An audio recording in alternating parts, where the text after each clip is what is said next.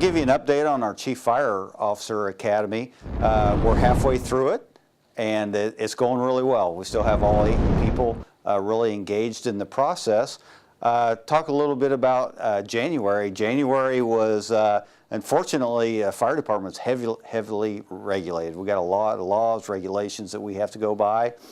So that was January's class, and they're learning a lot about the regulations, everything that the state and the federal government puts on us, OSHA and things like that. So very important stuff.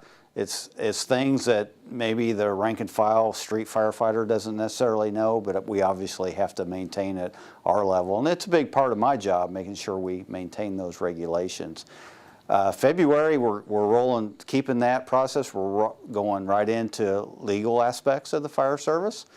And then we're also going to teach them more of the mechanics of commission meetings, how ordinances work, municipal orders, if you apply for grants, how all that works. So administrative stuff, really, really important. March, really, we're getting into, since it'll be that time of year, budgeting, strategic planning, emergency service planning, deployment analysis, how all that works.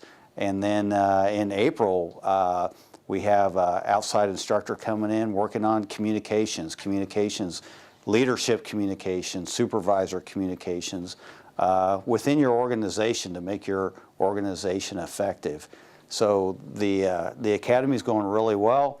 We have a great group of individuals in there that'll be the future leaders of our department.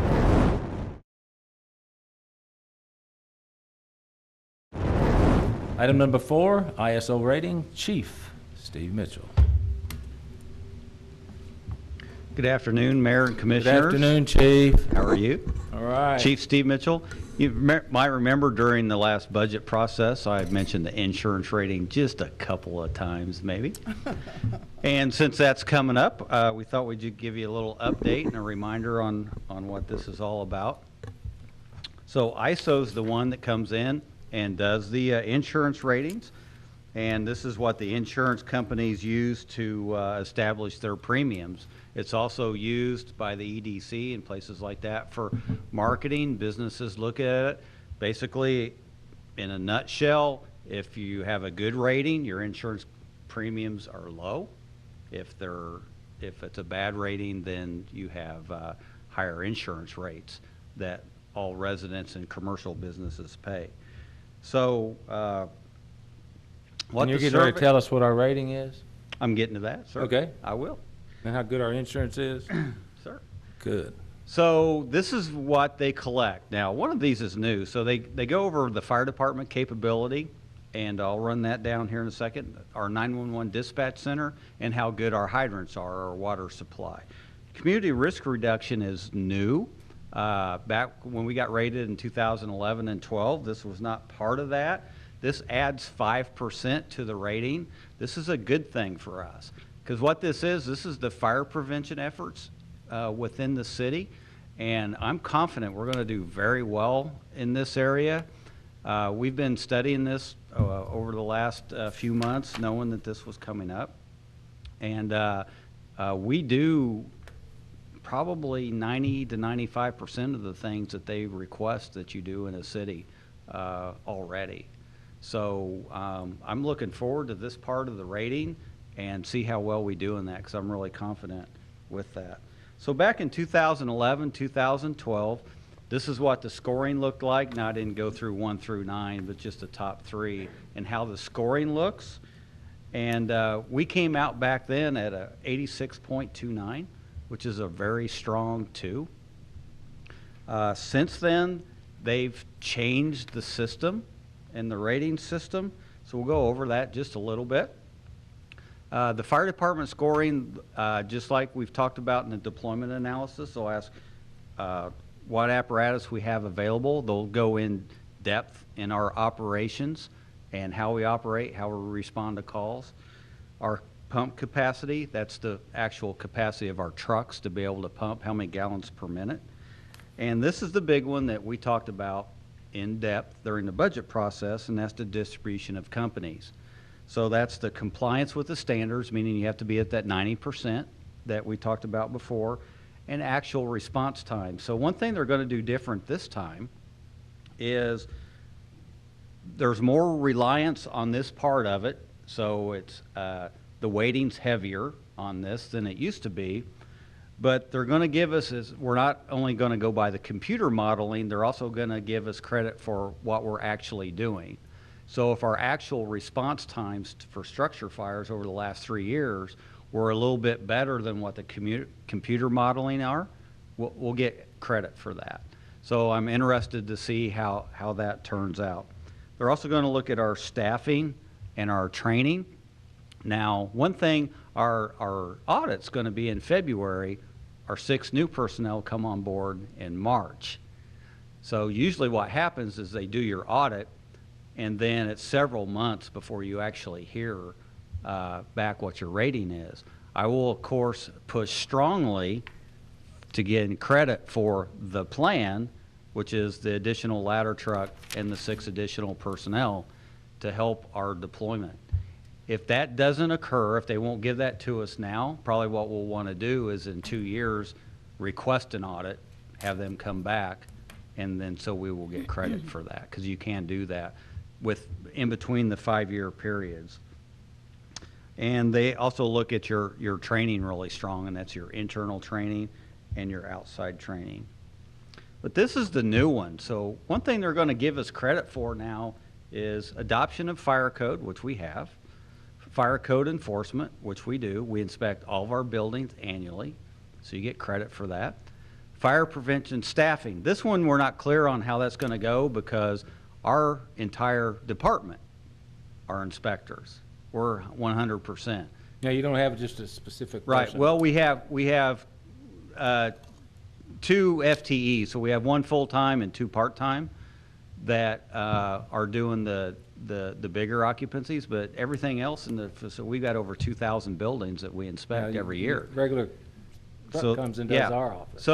So we train them and certify them to do that. So it's going to be interesting to see how ISO looks at that. And then, of course, all of our fire prevention programs, our fire safety education courses. And one thing they actually give you credit for, which we have, is our ordinances. Remember, we've just changed our fire lane ordinance to where you can't park there 3 minutes anymore. We're actually going to get credit for the change in that ordinance in our ISO rating. So that's also a plus. So we look forward to that. So just in a nutshell, February 6th, they're going to be here.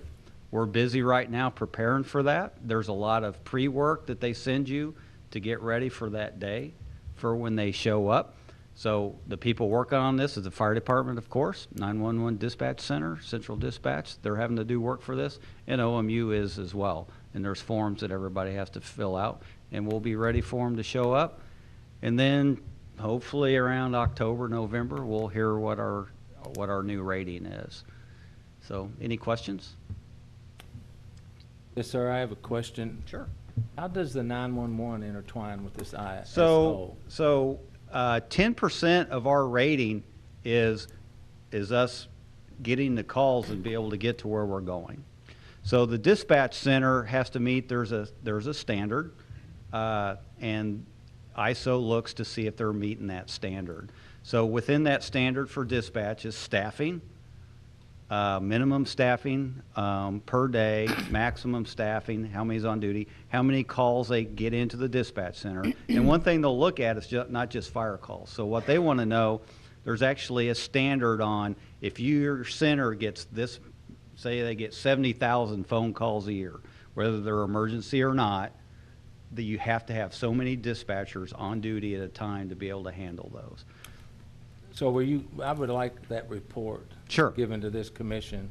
You don't have to do it out front, but just so that we could see, there's quite a bit of discussion about the 911 stuff. It'd be interesting to know an outsider's point of view. And one thing, and Paul and A's we're working on putting the report together. One thing's good is, one thing is turnaround time. From the time you receive the call to the time that. Are you talking about you receive the call or 911? Well, from the time the 911 phone rings. Okay. Till the time they give it to us. Okay. And it dispatches. There's a certain amount of time you have to do that. We're meeting that a high percentage of the time. It's impossible to meet it 100%, because there's sometimes you have to send it to that other phone to get translators and things like that. And sometimes those might be a little delayed. But I want to say the turnaround time's like 80 seconds or something like that, 80 to 90 seconds. Well, I'd just like to see their final And, assessment. but yeah, so we'll have all that Thank you. available to you. Anybody else? Mr. Condit? Thank you, Mayor. Chief, the scoring that we're about to receive, does that include Davis County's fire department also? Are they No, involved sir. in this process? No, sir. No? So the way that works is if you have automatic mutual aid with somebody, you can get credit for theirs and they can get credit for you. We only have automatic mutual aid with Davis County at one building, and that's the hospital. And the hospital receives its own rating because it's a healthcare institution as large as it is. It gets its own individual rating. So the hospital will get credit for that, but we as a city will not. Yeah, there's about 30 questions on the credentialing thing every year on fire safety at the hospital. Yes, Anybody that's else? correct. Okay, Commissioner Glenn. So, one question I have, the other day you had the fire at Jaeger Materials, but Yeah. as I understood the description, the county showed up, you were there, but the county showed up, and they pretty much took the lead and I guess put the fire Yeah, out just because so- they got there first? So what happened that day is, this was at the Jaeger that's out on, well, it's 144 now, or Old 60 or whatever. they launched the they call it boats. out there. So the fire was out there. They were at two other structure fires at the time. So they called the city for mutual aid. Plus, being on the river, it wasn't clear whether we'd need the fireboat or not. So we responded both ways, on the river and on land. We got there, initially took command, but the county, they were able to pull trucks away from another fire and get there and actually get it knocked down from shore. So as soon as they got there, we turned it over to them and we stayed and supported them as long as they needed us. And once the fire was out, then we came back to the city. Okay, well, it sounds like a great response. So my question is, you only have a mutual aid pact with them for the hospital. Would it behoove us, in terms of this OSO rating, to develop mutual aid packs for other areas, like the airport comes to mind? Yeah, We had a actually, catastrophe at the airport. actually we do. It's the mutual aid agreement. There's automatic mutual aid and mutual aid. So we do have mutual aid with the county altogether. And then we have automatic responses. So the hospital's an automatic response. The East Station of the county goes there for every alarm. The airport is automatic aid for, there's 3 levels of emergencies there. For 2 and 3, which would be the bad ones, we're automatic there. And then the county airport station is second alarm into our air park. Thank you, appreciate it. Do they have a ladder truck? No, sir. They want to buy one? I asked. Did you? Okay, thank you, can- sir. Why don't you ask? I don't know enough about it. Commissioner Velada. Thank you, Mayor. Chief, with your experience and looking into your crystal ball, looking at our current rating, do you foresee with some of the upcoming additions of personnel and some of the things that we're doing that we could potentially have a better rating this time? I do. I'm not sure it's going to happen this time because they're coming before. So the way ISO works is they always look at the previous 3 years as opposed to the year you're in. I'm going to do everything in my salesmanship possible to try to get credit for that. But what would happen is if they won't give us credit for what we're getting ready to do, is go ahead and get the rating. And then once we have 1 year of data based on the new deployment, is invite them back, which is rare because usually you don't want to invite ISO in, but that'll be a case where we will want to invite them in.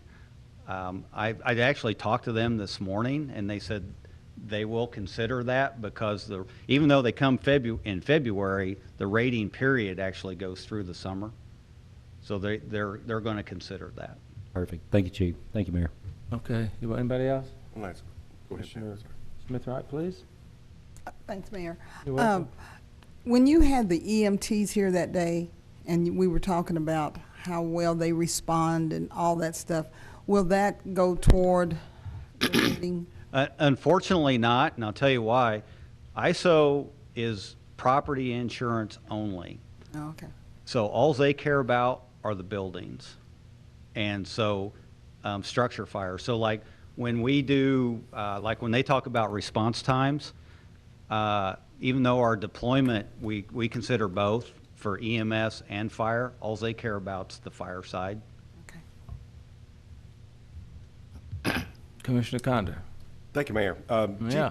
in regards to the mutual aid agreements again, as an example, we look at a new building that's being built just off of Frederica Street, across from Texas Roadhouse, the new hotel, not in the city. Yet you have a mutual aid agreement in which what is Station 5, I assume, would be the closest to that, even though it's not in the city. So that individual, though, looks at that and goes, why should I? If you're going to have a mutual aid agreement and I'm going to take advantage of your ISO rating that you're going to get by all the great things we're doing, why should I be part of the city? Actually, they don't.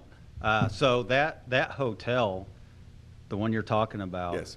their insurance rating will be based on a 6 instead of a 2. So even though we have mutual aid with them, their insurance will probably be, I'd hate to think, it's probably going to be at least 50% higher than the Super 8 Very good. across the street. Thank you, sir. And we've told them that. Maybe he's got a brother in the insurance business, who knows? Anybody else? Okay, thank you, Chief. Well done as usual.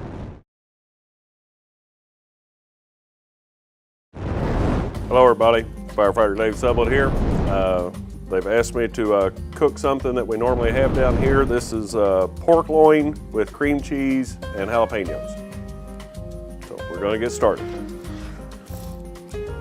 You want to almost like do a fillet cut on the pork loin because you've got to have somewhere to put the cream cheese.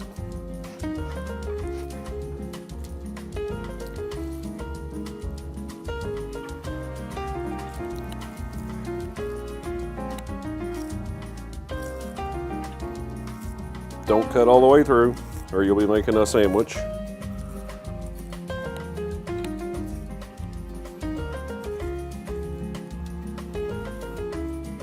And then I make a second cut just to have more of the good stuff in there.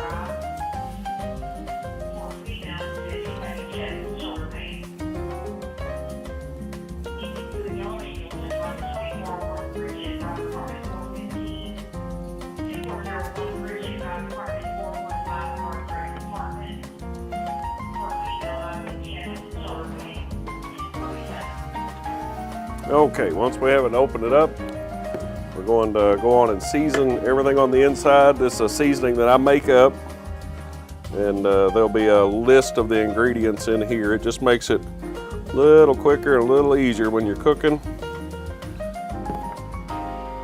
And we use it on just about everything down here. So once you're at that point, you're going to take at least room temperature because you want this stuff to spread.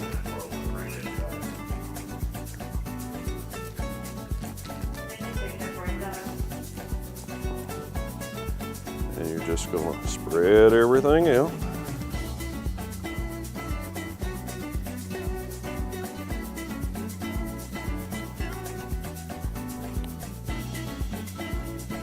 Now, as far as sides to go with this, we kind of have come up with a little something down here that seems to be a crowd favorite.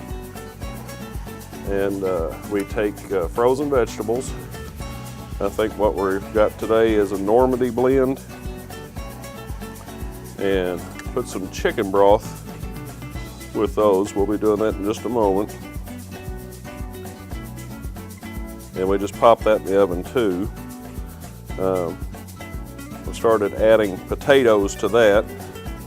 So your second cut, you're gonna lay back over that first, and you're gonna just repeat.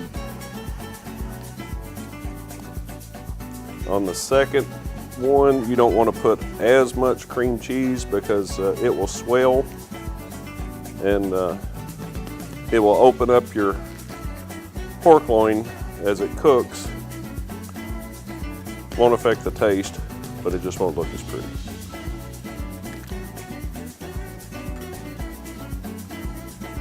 I've never tried it with pepperoncinis. That might also be good if you don't like the jalapenos.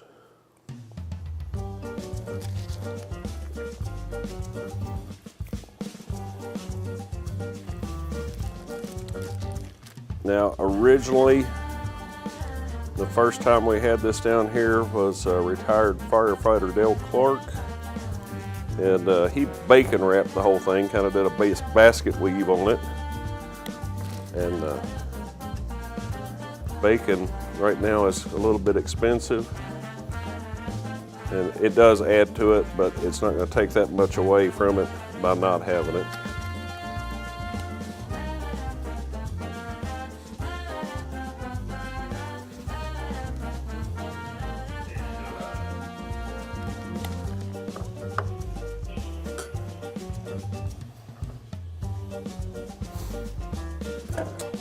Before we put that top on, we'll go on and set it in our pan. That way as stuff falls off, it just stays in the pan.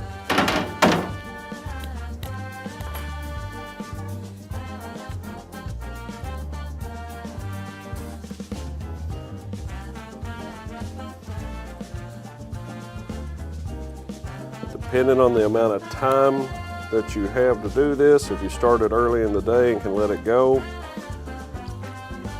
you can cook it on a little lower heat for a longer period. But this one is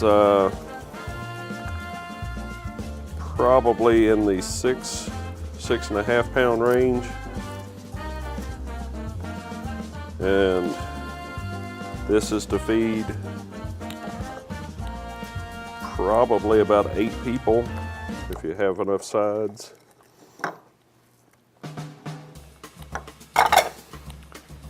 You want to put some liquid in the bottom. We were at the end of our jalapenos, so I'm just going to use the jalapeno juice. And that's probably about a cup of liquid. And that's just to keep everything from drying out or burning.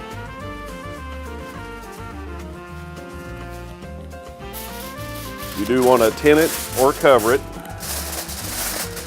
If you have a roast pan,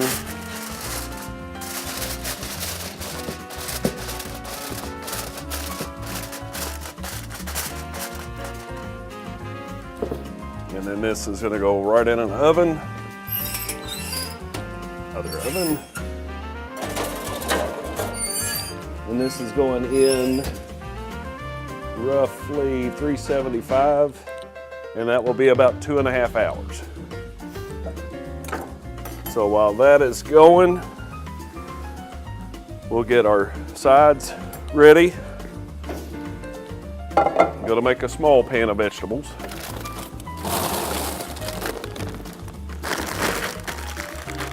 And this is the frozen vegetables. And this is the Normandy blend. So it has all kinds of stuff in it. We're going to add some minced garlic, a pat of butter, diced potatoes. The potatoes need to be pretty small because the vegetables, by the time the potatoes are soft, the vegetables will be mush if they're very big. Again, we'll add some seasoning, and we're going to add about 1 cup of chicken broth.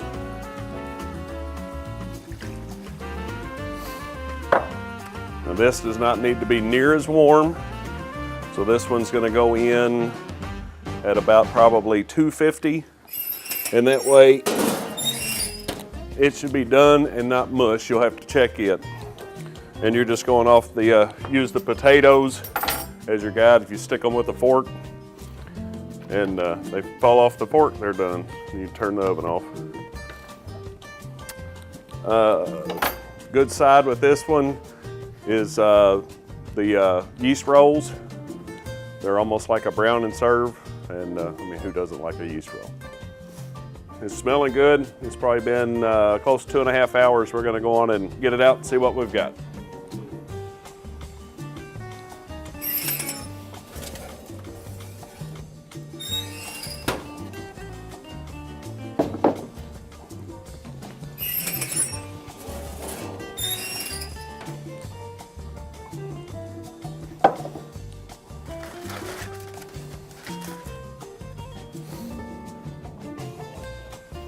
All right, it's looking good.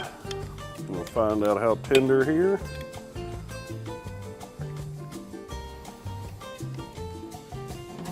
And as it's, don't think we're gonna need knives with this one.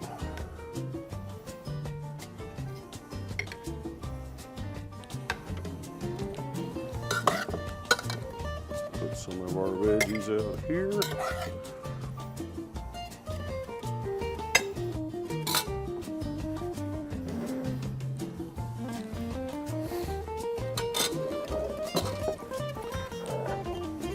This one's gonna be our meal for this evening.